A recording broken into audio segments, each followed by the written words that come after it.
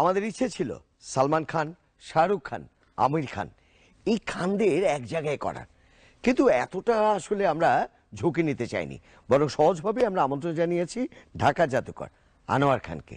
আজকে আমি আমার সঙ্গে করে নিয়ে আসছি একটি ইনভাইটেশন কার্ড, আর এই কার্ডটা আমি আপনাদেরকে দেখাবো এর ভিতরে কি লেখা আছে।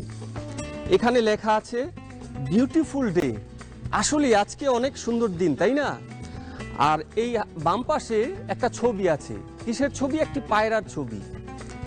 আর এই পায়রার সাথে আমার খুব সুন্দর একটা প্রেম আছে, ভালোবাসা আছে।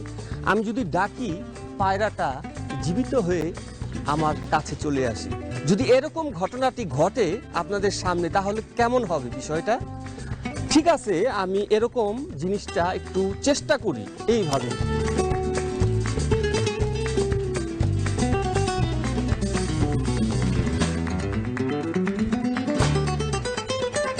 আর এই শান্তির প্রতীক আমি সবার মাঝে বিলিয়ে দিব।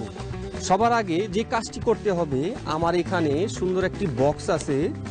এই বাক্সের মধ্যে আমি এই শান্তির প্রতীকটি এইভাবে রেখে দেব। আর আমি এই শান্তির প্রতীক এই বাক্সের ভিতরে বন্দি রাখতে চাই না। আমি শান্তির প্রতীক আমি সবার মাঝে বিলিয়ে দেব ম্যাজিকের মাধ্যমে।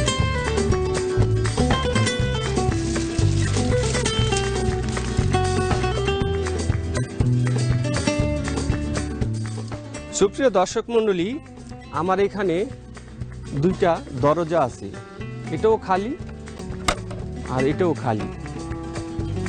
আর আমার কাছে একটি খরগোশের ছবি আছে, এটা অনেক দুষ্ট, এই জন্য আমি এটাকে গায়েব করে দেব, ভ্যানিশ করে দেব।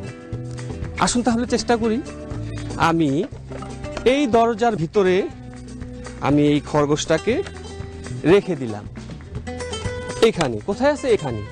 এখন আমি এটাকে ভ্যানিশ করে দেব। ভ্যানিশ হয়ে যাও, ভ্যানিশ হয়ে যাও, ভ্যানিশ হয়ে যাও। ভ্যানিশ হয়ে গেছে, এই যে দেখেন ভ্যানিশ হয়ে গেছে। এখানে, এখানেও নেই।